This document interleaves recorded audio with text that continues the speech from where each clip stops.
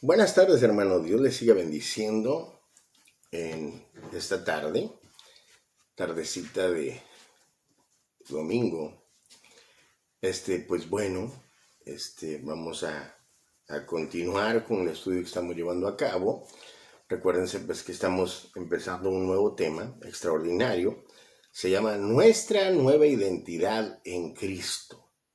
¿Me entienden? Entonces ya empezamos ese estudio.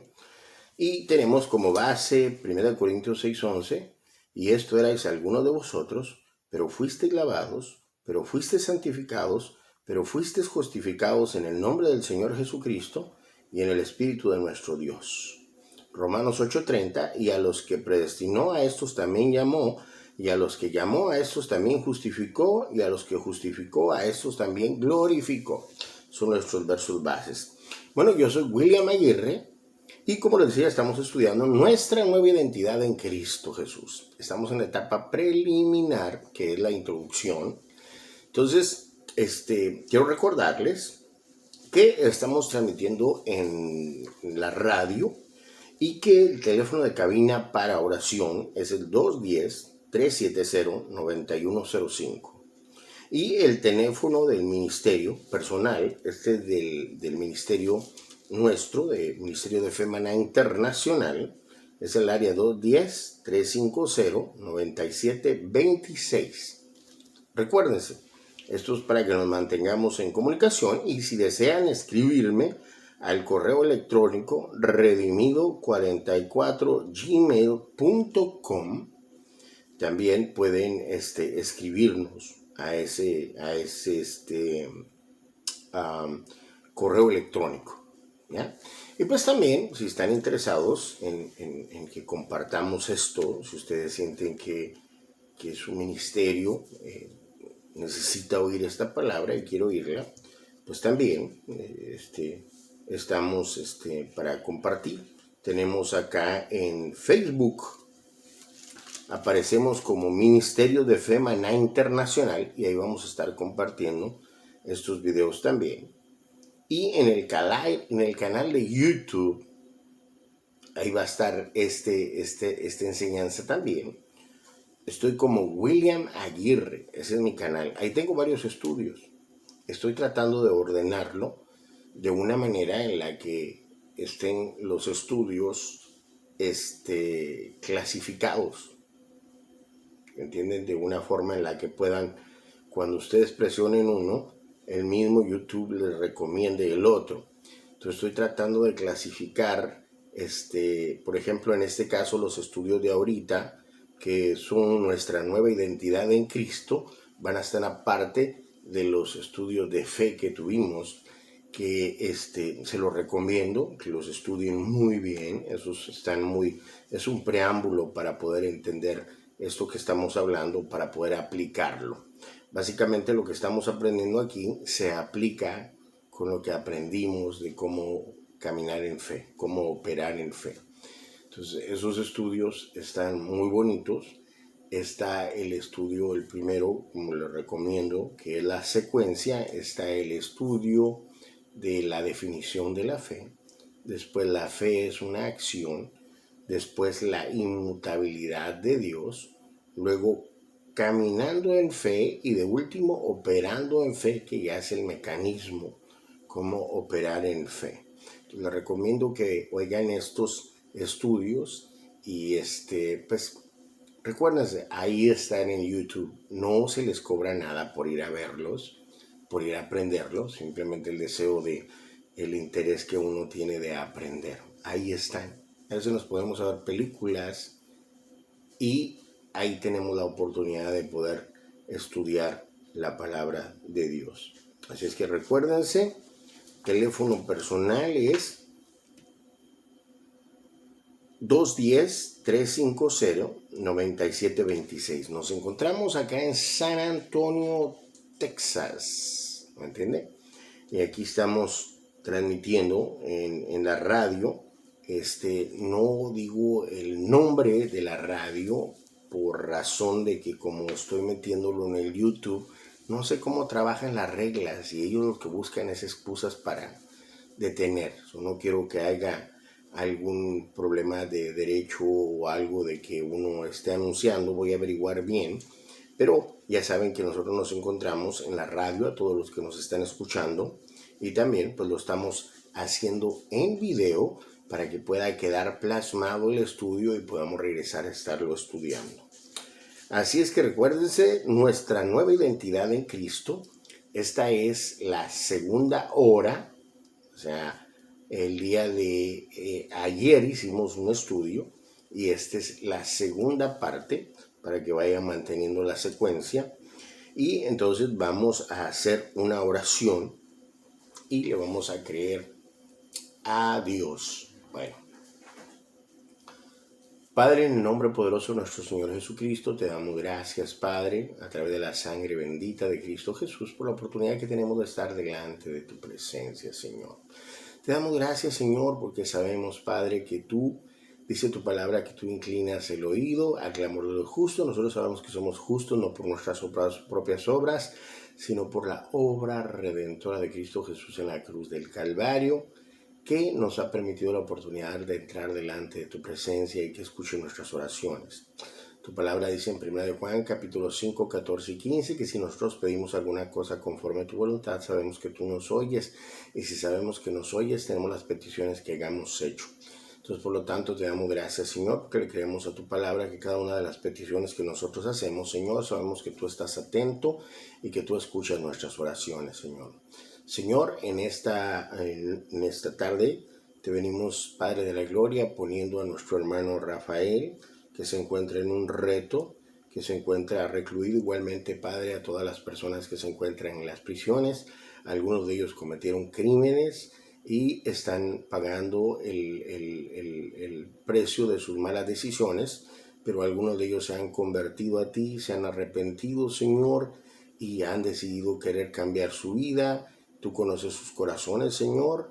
Conoces, Padre de la Gloria, la transformación que hay en sus corazones, el deseo de buscarte. Le creemos a tu palabra que permite, Señor, en el nombre de Jesús, que encuentren gracia en las autoridades, Padre de la Gloria, y que puedan recibir pronto esa libertad. Y aquellos que todavía no se han arrepentido, Señor, permite, Padre, que lleguen a conocer tu palabra, Señor, para que, aunque estén encerrados físicamente, estén libres interiormente, Padre Santo. Y como consecuencia, Padre de la Gloria, de esa transformación que tú realizas en nuestras vidas, también puedan tener la oportunidad de salir, Padre de la Gloria, y ser miembros activos, Señor, de ese cambio, Señor, ser ministros, ser embajadores del ministerio de la reconciliación que tú tienes para con el mundo, Señor. Te damos gracias y le creemos a tu palabra, Señor, que este joven Rafael, Señor, recibe su libertad y que tú permites, Padre, que se pueda probar, Señor, su inocencia. En el nombre de Jesús le creemos a tu palabra. Igualmente, Padre Santo, venimos poniendo, Señor, a mi hermano, Manfredo Aguirre, en el nombre poderoso de nuestro Señor Jesucristo, que ha tenido retos de fiebre, que ha tenido retos, tiene ¿cómo se llama? Los síntomas de esta enfermedad que ha estado azotando. Le creemos a tu palabra, Señor, en el nombre poderoso de Jesús, que ese COVID está seco hasta su raíz, Padre de la Gloria, en el nombre poderoso de nuestro Señor Jesucristo. Igualmente a las personas, Padre Santo, que están siendo atacadas por esta enfermedad, le creemos a tu palabra, Padre Santo, que un milagro que transforme, Padre, un milagro, Señor, en el nombre poderoso de Jesús, que así como esa enfermedad de la peste bubónica que entró hace muchos años atrás y mató a muchas personas, pero así como llegó, se marchó, se desapareció, Señor, igual esta peste, igual este virus, en el nombre poderoso de Jesús, lo declaramos seco hasta su raíz y que desaparece, Señor. Y que tú, Padre de la Gloria, te manifiestas con tu mano de poder en aquellas personas que claman a ti, Padre, en el nombre poderoso de Jesús. Te damos gracias. Igualmente, Padre, oramos y le creemos a tu palabra por este ministerio y por el ministerio de oración que tenemos en esa sala de oración, Padre, donde todas las noches oramos, Padre de la Gloria, en el nombre poderoso de Jesús, Señor, para que puedan, Padre Santo, estas personas, Padre Santo, que necesitan, Señor, la intercesión en los retos que están viviendo, puedan recibir, Padre de la Gloria, a través de esas oraciones, Señor, sus peticiones. En el nombre de Jesús te damos gracias en esta noche, te alabamos y te glorificamos, Señor. Igualmente le creemos a tu palabra, Padre, por nuestro hermano Juan Ginés, Señor, y su esposa, Padre, para que lo sigas usando grandemente y para que siga, Padre de la gloria, magnificándose tu nombre a través de ellos, Señor, y que puedan, Padre de la gloria, seguir ese ministerio en el cual tú lo has levantado, Padre, en el nombre poderoso de Jesús. Te damos gracias, Padre, y le creemos a tu palabra que tú suples sus necesidades conforme a tus riquezas en gloria, y tú, Padre de la gloria, les has dado la visión, y junto con la visión sabemos que le has dado la provisión, Señor, y le creemos a tu palabra que esos canales de bendición son abiertos, Padre, para que se manifieste esa provisión que tú ya le has dado para seguir adelante, Señor, con el ministerio al cual tú los has llamado. En el nombre de Jesús te damos gracias en esta noche, te alabamos, te glorificamos y exaltamos tu santo nombre. Amén, Señor. Gracias. Bueno, pues bueno, la primera parte de la instrucción que estamos hablando es creerle a la palabra que es inspirada por Dios, y vimos que hay personas que tratan de interpretar la Biblia por lo que ellos creen que dice y no por lo que la palabra dice. Nosotros tenemos que creer lo que la palabra dice, porque la palabra de Dios fue inspirada por Dios, sin lugar a duda. Entonces, cuando nosotros estamos leyendo que la palabra de Dios, en los versos anteriores que nosotros leímos, como en 1 Corintios capítulo 6, versículo 11, dice: y esto era que algunos de vosotros, pero fuisteis lavados, pero fuisteis santificados, pero fuisteis justificados en el nombre de nuestro Señor Jesucristo y en el Espíritu de nuestro Dios. Entonces, aquí está hablando en algo que ya ocurrió en un pasado. Entonces, hablábamos que aunque nosotros físicamente no estemos experimentando eso que la palabra dice, sabemos que Dios lo dice. Y si Dios lo dice, así es. ¿Ya? Entonces, ¿por qué? Por la omnisciencia de Dios. Él ya ve a futuro. Nosotros lo miramos como edificio en construcción, como el proceso, pero Dios no ve como producto terminado. ¿Saben? Yo recuerdo una película en la que una persona se había quemado y estaba muy mal, y el doctor le hizo una operación, y cuando la persona se quitó la mascarilla y se miró cómo estaba la cara, empezó a pegar gritos desesperado, no, que no sé qué. El doctor la calmó y dijo: espérate, todo eso tiene que cicatrizar, todo eso tiene que cambiar, y tu rostro va a ser probablemente hasta mucho mejor de lo que era antes. Vas a tener un nuevo rostro, pero no te asustes, cálmate. Entonces, eso me viene a la mente, ¿no? Porque obviamente el doctor ya sabía su trabajo, ya sabía lo que hacía, y ya sabía que lo que ella estaba mirando en el espejo, pues obviamente era el proceso. Estoy tratando de utilizar estos ejemplos para tratar de maximizar el conocimiento y el entendimiento, que nosotros podamos entender el tema. Nos referimos a que Dios es omnisciente y todo lo sabes, porque Él ya te ve en futuro como tú eres. Entonces, tú tal vez no te ves como santo, tú tal vez no te ves como lavado, ni mucho menos como justificado, pero Dios sí. Dice la Biblia: ¿quién pues acusará a los ¿cómo se llama? ¿Quién pues acusará a los escogidos de Dios si Dios es quien les justifica? Dios te justificó, y no en base a tus obras. Entonces estamos hablando que le tenemos que creer a la palabra de Dios, porque la palabra de Dios es inspirada, y acá estamos viendo que en la omnisciencia de Dios, pues Dios ya nos vio a futuro. Entonces, nosotros desafortunadamente nos vemos como un edificio en construcción, y pues obviamente nos vamos a ver así como que mal, pero Dios ya nos ve a futuro. Entonces nosotros analizamos y estudiamos acerca de Abraham, que Abraham era un hombre avanzado de edad, que Abraham no podía, ¿sí me entiendes?, ya tener hijos, pues ya no tenía vida. Dice la Biblia que mirando su cuerpo casi como muerto, pues obviamente eso nos da la idea de que él ya no funcionaba. Por la edad, o lleva 99 años. Y luego también vimos que esta Sara dijo: yo tener deleite a mi edad, o sea que ya había sido mucho tiempo que se había cerrado totalmente todo tipo de relación, y pues obviamente ella era estéril desde su juventud, no podía tener hijos, era imposible. Pero leímos en Romanos capítulo 4, versículo 17, donde dice la palabra: como está escrito, te he puesto por padre de muchas gentes. Te he puesto por padre. Es una orden divina. La palabra de Dios toda en sí misma es una orden divina. Cuando el Señor Jesucristo estaba hablando acerca de la parábola de las, ¿cómo se llama? La parábola del sembrador.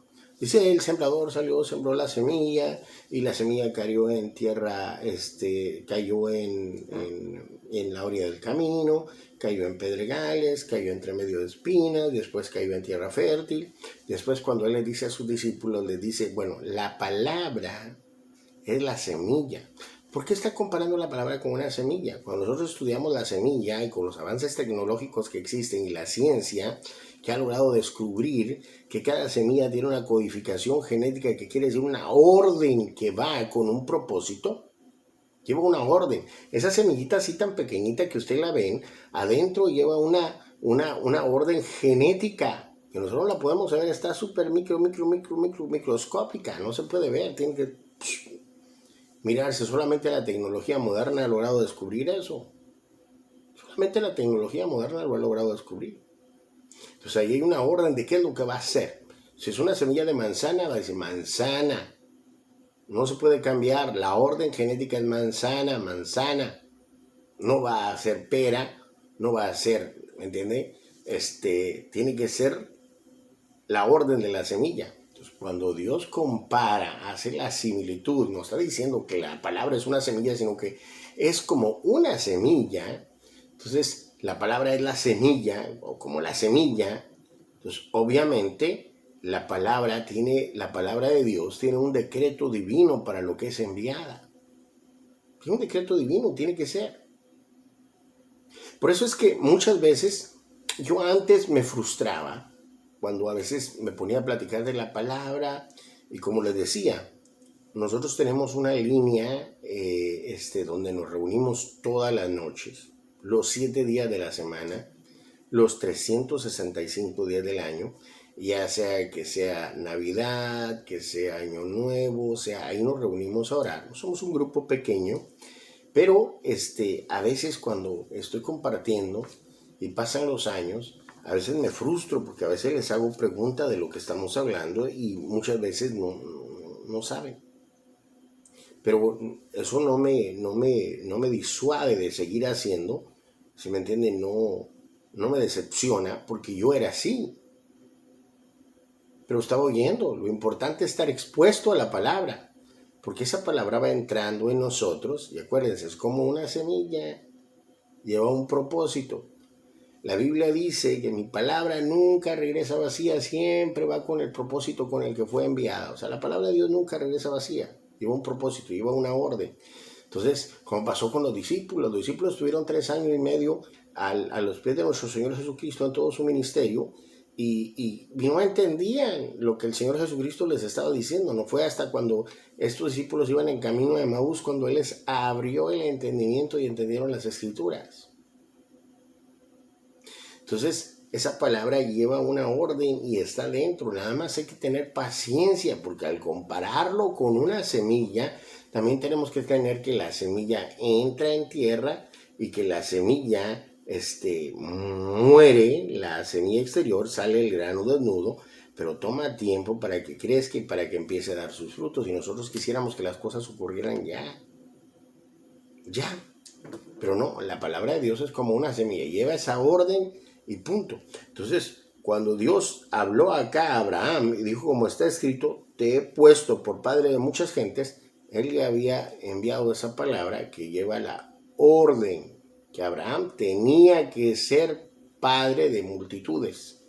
Entonces yo ya lo miraba así, lo visualizaba así en su omnisciencia. Ya, por eso nosotros tenemos que creerle a la palabra. Por eso es que estamos hablando acerca de nuestra nueva identidad en Cristo. Y nuestra nueva identidad lleva un proceso de que se vaya manifestando. Primero el proceso para obtenerla. El proceso para obtenerla es que nosotros tenemos que ser lavados y justificados, quiere decir declarados justos delante de Dios, que vamos a ver más adelante que es la justificación, Ahorita solo estamos en la etapa introductoria, pero vamos a entrar de lleno qué es la justificación, qué es la santificación, cómo se lleva y cómo es la glorificación. Y luego entonces vamos a ver quiénes somos nosotros como nuevas criaturas en Cristo. O sea, vamos a ver nuestra nueva identidad. Pero ya vamos a ver que nosotros ya pasamos los requisitos para poder tener esa nueva identidad en Cristo. Eso está extraordinario. Pero aquí estamos mirando que le tenemos que creer a la palabra de Dios como está escrita. Tenemos que creer a la palabra de Dios porque la palabra de Dios es inspirada por Dios. Entonces acá miremos la orden que le dio a Abraham. Te he puesto por padre de muchas gentes delante de Dios, a quien creyó, el cual da vida a los muertos, oiga, y llama las cosas que no son como que lo fueran. Entonces esto lo vimos ayer. Y luego leímos 2 de Timoteo 3, 16 y 17, donde toda escritura es inspirada por Dios y útil para enseñar, para reprender, para corregir, para instruir en justicia, a fin de que el hombre de Dios sea perfecto, equipado para toda buena obra. ¿Ok? Entonces, pero acá dice, toda escritura es inspirada por Dios. Ahora la pregunta es, ¿qué es toda? Pues toda es toda. No es la mitad, no es 3/4. Toda la escritura es inspirada por Dios. Absolutamente toda. ¿Ya? Y la escritura fue inspirada por Dios, pero no solo unas partes, todas, absolutamente, toda. Y cuando los hombres de Dios escribieron, fueron inspirados. Ellos no sabían el futuro ni el pasado, les fue revelado por Dios. Por eso en el siguiente verso dice que la palabra no vino por voluntad humana, o sea, no es algo que hubiese venido de su imaginación. Por eso es que la Biblia sobresale de cualquier otro libro. Primero porque es un compendio de libros. La palabra Biblia viene del griego biblios, que quiere decir libros, y son 39 libros del Antiguo Testamento y 27 del Nuevo Testamento. Y fue escrita por 40 autores en un periodo de 1400 años, que no se conocían muchos de ellos entre ellos mismos, pero compartían un mismo mensaje profético todos ellos. Eso es lo extraordinario de la Biblia.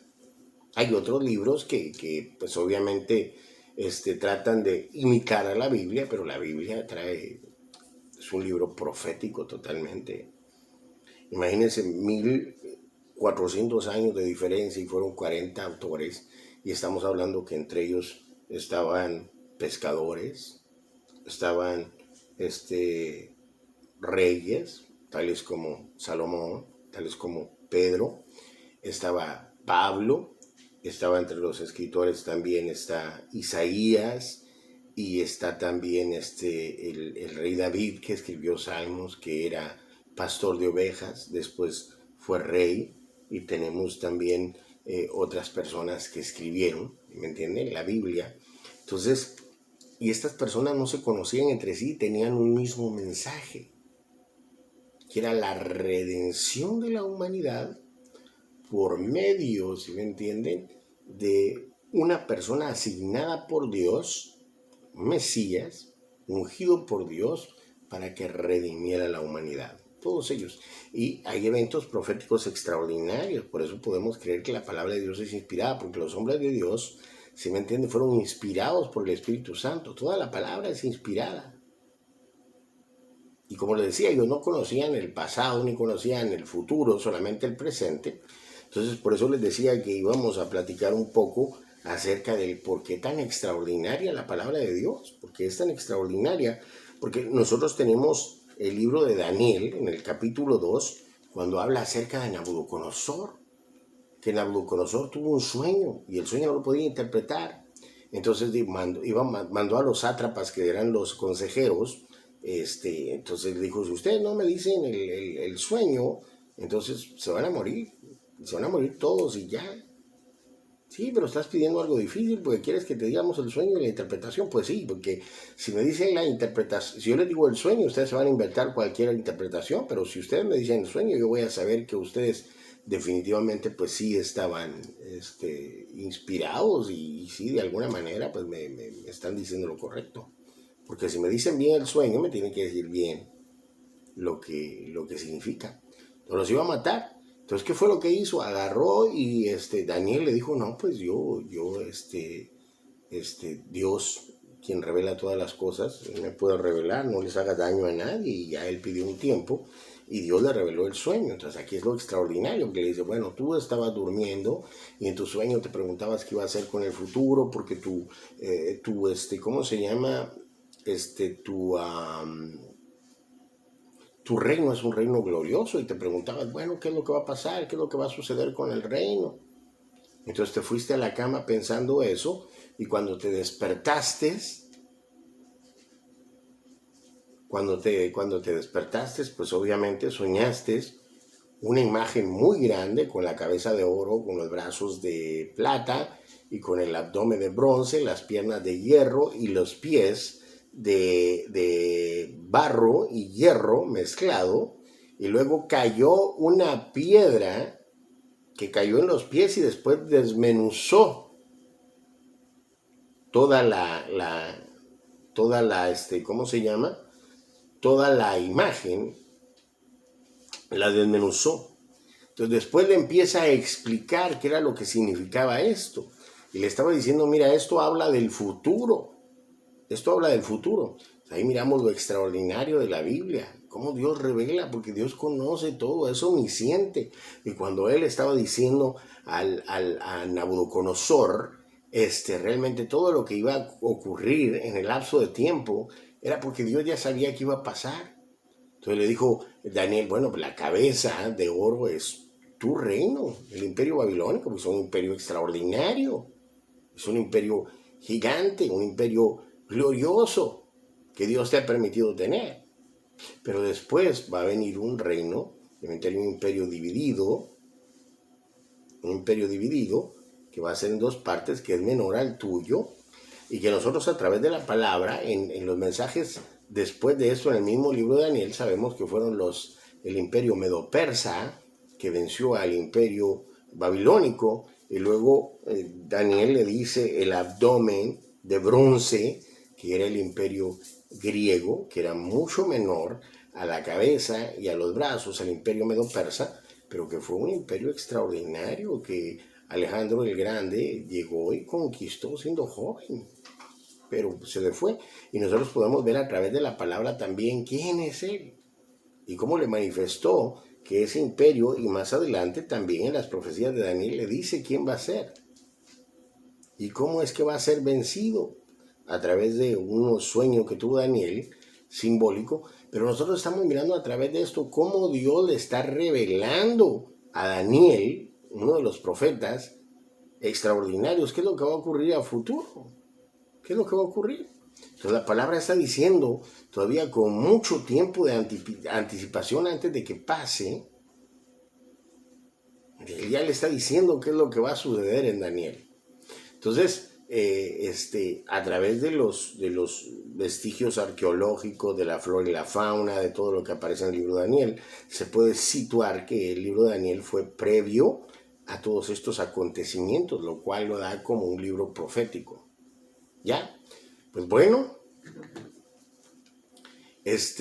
entonces vamos a continuar y vamos a seguir viendo lo de Daniel, porque es importante que veamos un poco más. Entonces, Dios le reveló a Daniel todas estas cosas antes de que ocurrieran. La cabeza, el imperio babilónico, el imperio medo-persa, el imperio griego, y luego las piernas fue el imperio romano. Cuando le dice, y tú miraste en la figura también las piernas de hierro, y ese fue el imperio romano, un imperio durísimo, de hierro, malo, malísimo, y estaba dividido. Primero fue dividido en dos partes, y luego se quedó el imperio del oriente, y luego el imperio del este y del oeste. Y después cuando ya se confederó en la época de Constantino, entonces fue cuando se volvió a quedar dividido porque ya era el imperio religioso y el gobernante. Entonces continuó. Pero luego también lo que falta ahorita que se cumpla, pues obviamente son lo de los pies, que eso ya es el futuro del, ¿cómo se llama? El nuevo reino que viene, el nuevo orden mundial, donde va a salir el anticristo y todo eso, que van a ser 10 naciones, que se cree que está barro y que va a tener parte de Roma y etcétera. Pero en fin, mi punto no es estudiar escatología bíblica, pero nos sirve como un ejemplo para que nos demos cuenta que la Biblia es un libro extraordinario, profético, donde el Todopoderoso te dice qué es lo que va a ocurrir y ha ido ocurriendo. Entonces, si te dice qué es lo que va a ocurrir a futuro, cuando Él te dice que tú eres justo, porque tú has sido justificado en la sangre de Cristo, que tú has sido santificado en Cristo y que tú, ¿me entiendes?, has sido glorificado en Cristo. Entonces Dios está mirando ya todo el proceso como hecho. Dios trata las cosas que no son como que lo fueran. Porque como lo vimos en Romanos 4:17, donde dice al final, y llama las cosas que no son como si lo fuesen, porque Dios ya lo conoce en su omnisciencia. Entonces tú eres quien Dios dice que tú eres. Por eso tú tienes que creer que la palabra de Dios es inspirada y es extraordinaria, como hablábamos ahorita acerca de los 40 autores en un periodo de 1400 años. Imaginen 1400 años que tanto vivieron. No se conocieron muchos entre ellos, ¿ya? Entonces, segunda de Pedro 1:21 dice, porque nunca la profecía fue traída por voluntad humana, sino que los santos hombres de Dios hablaron siendo inspirados por el Espíritu Santo. Y ves que fueron inspirados por el Espíritu Santo. ¿Y quién fue el que inspiró toda la Escritura? El Espíritu Santo. Él reveló. Dios por medio de su Espíritu les reveló todas estas cosas. ¿Ya? Entonces dice, por tanto lo que está escrito y como está escrito, así es. Lo que está escrito y como está escrito, así es. O sea, que ahí dice, si dice que fuiste lavado, ya fuiste lavado. No importa cómo tú te veas, porque ahí mismo lo dice claramente que fue en Cristo. Entonces dice, los tiempos empleados en la estructura gramatical es la manera exacta de cómo Dios quiso que fuese escrita. Y aunque las puntuaciones y las reglas gramaticales no fueron parte de los pergaminos originales, porque estaban escritos sin puntuaciones, sin reglas gramaticales, entonces creemos que quien creó los idiomas es Dios. Y Él tuvo el poder para inspirar a estos hombres a aplicar la manera que hoy podemos leer en nuestras Biblias, ¿ya? Y eso se refiere incluso a las comas, a los puntos, todo eso. Eso ya es personalmente, que yo creo, la Biblia dice que los que escribieron fueron inspirados por Dios. Pero yo no puedo creer que las personas que pusieron las puntuaciones y empezaron a establecer bajo las reglas gramaticales todo esto, yo no puedo creer que ellos no hayan sido inspirados por Dios también. No hayan sido inspirados por Dios. Yo siempre he pensado, ¿sí?, y la Biblia lo dice, que nosotros tenemos la palabra profética más segura, a la cual hacemos bien en ver como una antorcha.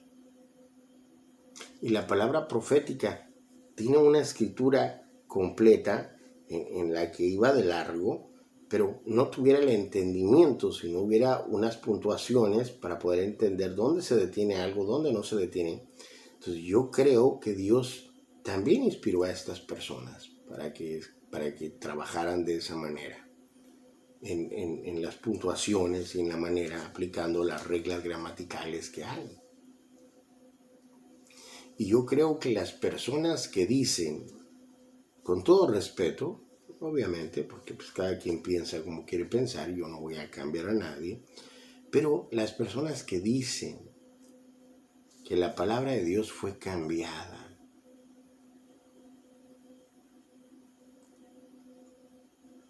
son personas que realmente minimizan el poder de Dios. sea, creemos un Dios que creó el universo infinito, que creó todo lo que se ve y lo que no se ve. Creó absolutamente todo.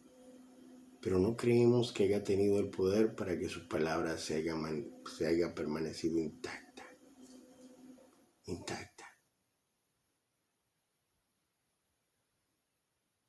Empezamos a nosotros a mirar teólogos que dicen, no, que esta escritura no estaba en el original, que acá, que allá, que esto fue adherido, que fue quitado. Entonces yo me pongo a pensar, ¿cómo pueden ellos creerle a un Dios que los pueda sanar de una enfermedad, que pueda sanar un cáncer? ¿Cómo pueden creer ellos en un Dios que abrió el mar, que hizo que cayera maná del cielo? Un Dios extraordinario que envió a su Hijo para que fuéramos salvos. O sea, ¿cómo pueden creer en un Dios todopoderoso si no creen que pudo mantener su palabra intacta? No creen eso. Es extraordinario eso. Y la misma palabra de Dios es bien clara. Es demasiado clara cuando dice claramente, ¿me entiende? Que tenemos la palabra profética más segura. No puede decir eso. Si sería una mentira, si Él permite que sea trastocada su palabra. Segunda de Pedro 1:19 al 21. Tenemos también la palabra profética más segura. Más segura. No, pero que este verso no estaba en el original. No, pero este fue quitado. No, pero esto fue adherido. ¿Cómo podemos decir que creemos esta palabra? Tenemos también la palabra profética más segura. La Biblia dice que la palabra fue inspirada por Dios. Y este versículo fue inspirado por Dios.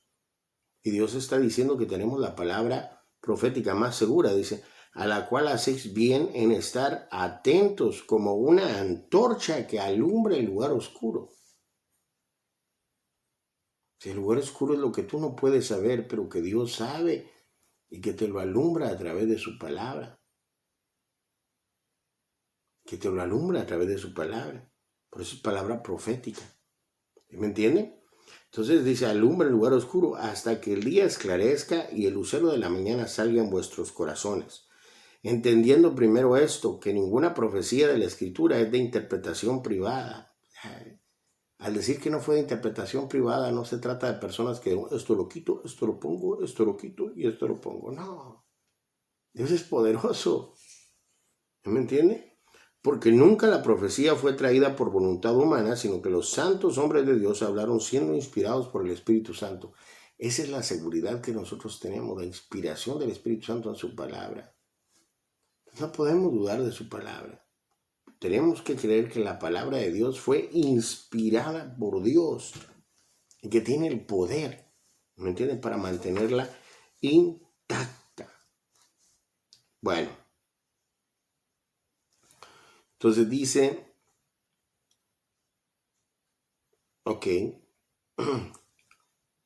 entonces para inspirar a estos hombres y aplicarla a la manera que hoy podemos leer nuestras Biblias, y no podemos pensar más allá de lo que está escrito, aunque nosotros creamos que lo que está escrito no abarca lo que debería de ser. Lo que está escrito es la esencia de lo que Dios quiso revelarnos. Este es un punto bien importante, porque tenemos que creer que la palabra de Dios es inspirada. Ahora, hay personas que no creen solamente en la Biblia. Nosotros creemos personalmente solo Escritura. Ahora, pueden haber muchas cosas que Dios haya querido incluir o que podría haber incluido en la Biblia. Muchas cosas que suceden, una gran cantidad que decimos, bueno, es que la Biblia es un libro pequeño que realmente no describe absolutamente todo. Sí, sí lo describe en esencia. Sí lo describe en esencia. No te escribe detalle por detalle. Por ejemplo, la Biblia no te dice no fumes, no te dice no uses marihuana, no te dice no uses cocaína. No te dice, no hagas esto, no hagas el otro. No te dice, es pecado bailar, pero te lo reduce a tu propia sabiduría y bien simple y abarca todo. Y no hay necesidad que se escriba en detalle cada cosa. Te dice, todo me es lícito, mas no todo me edifica. ¿Te edifica la droga? ¿Necesita decir la Biblia, no uses marihuana, no uses cocaína? ¿Qué dice la Biblia? ¿Te edifica eso? ¿Te hace bien? ¿No te hace daño? ¿El alcohol? ¿Qué te trae el baile? ¿Es pecado el baile? No, pero no me edifica. ¿Pero qué tiene de malo el baile? Lo que tiene de malo el baile es que te hace propenso al pecado. O sea, no podemos... Ahí llegan, especialmente si uno es hombre, ahí llegan muchachas bien arregladas, bien guapas, y uno se predispone a la carne, pero con esos bailes que hay ahora, del baile del perrito, el perreo, todo lo que tipo de bailes que hay así, pues obviamente eso te pone propenso al pecado. Uno pues tiene un cuerpo de carne, todavía no ha sido glorificado físicamente nuestro cuerpo, aunque tenemos que creer por fe que ya somos glorificados y tomar control de nuestra carne, pero tampoco nos vamos a ir exponiendo a eso.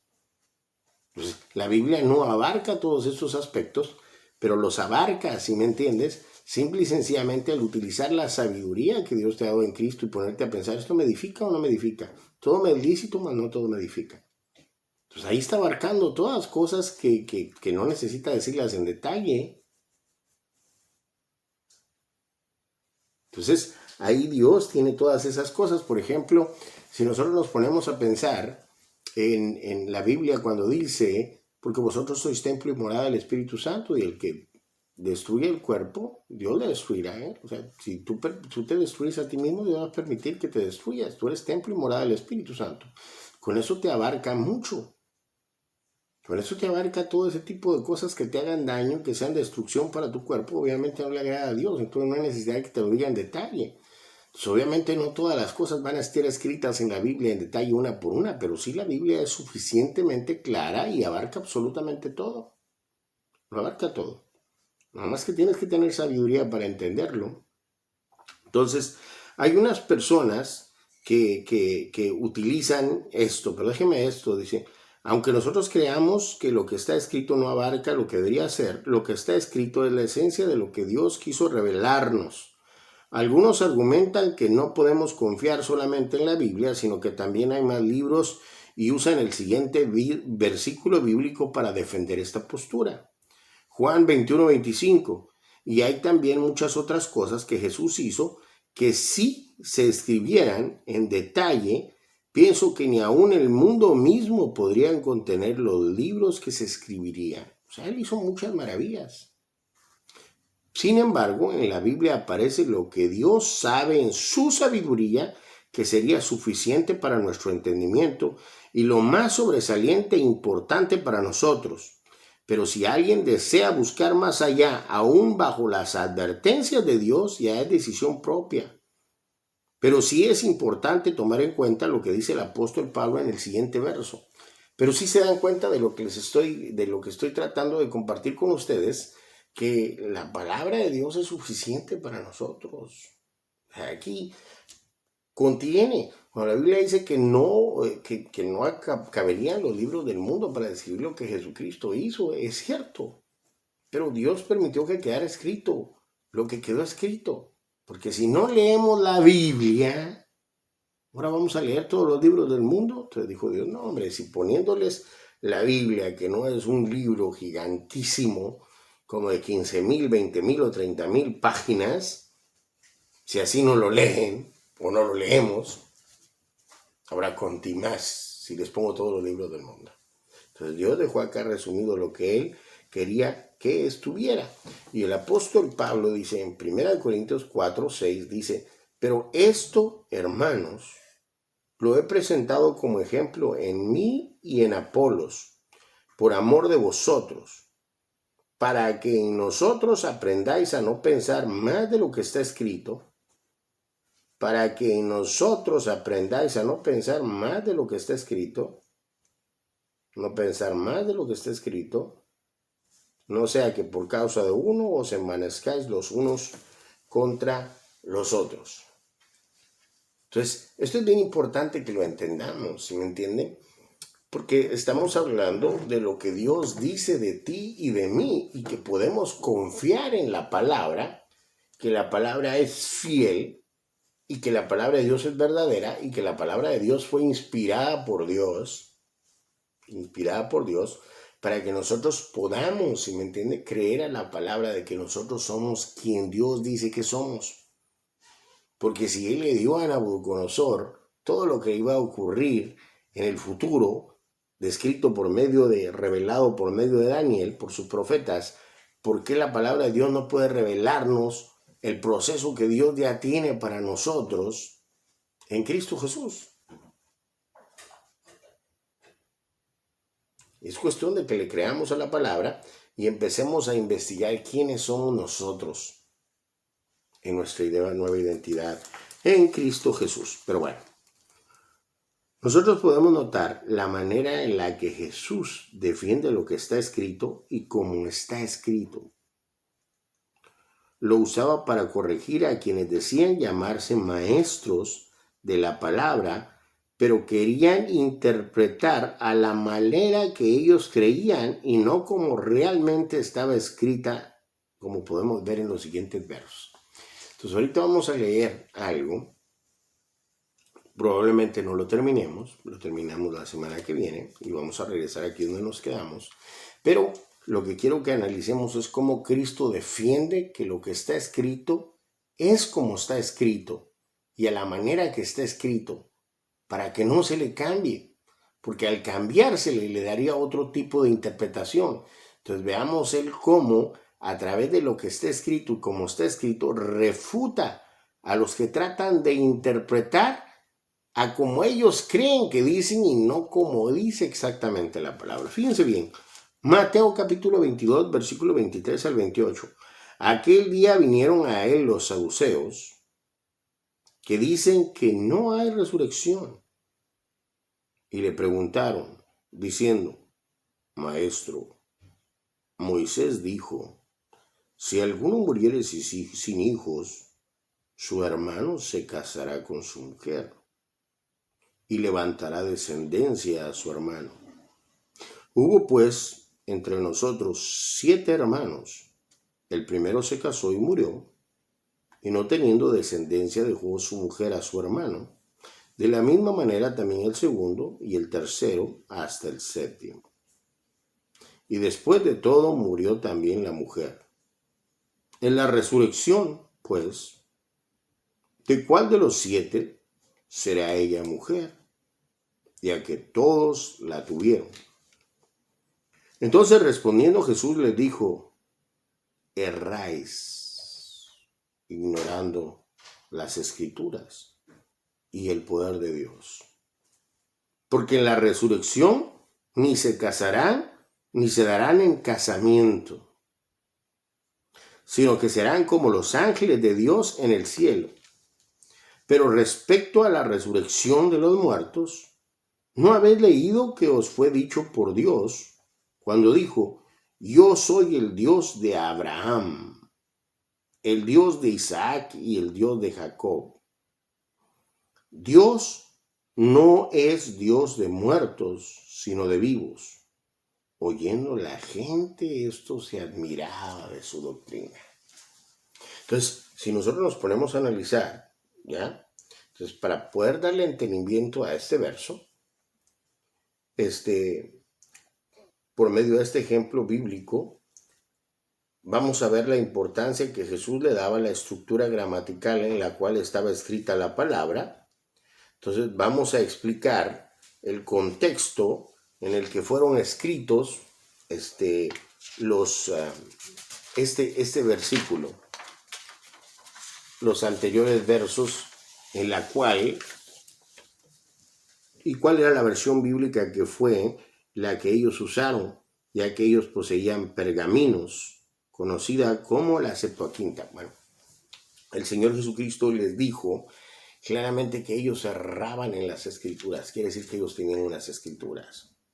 Entonces vamos a leer a qué se refería, ¿entiende? Vamos a mirar un poquito el contexto del panorama para que podamos entender. Ellos tenían unas escrituras y La Septuaginta era la que ellos probablemente, también conocida como la 70, es la traducción de la Biblia hebrea al idioma griego. El nombre Septuaginta viene de la palabra latina que significa 70. La tradición es que 70 o 72 eruditos judíos fueron los traductores encargados de la Septuaginta. La Septuaginta se tradujo en los siglos tercero y segundo antes de Cristo, en Alejandría, Egipto.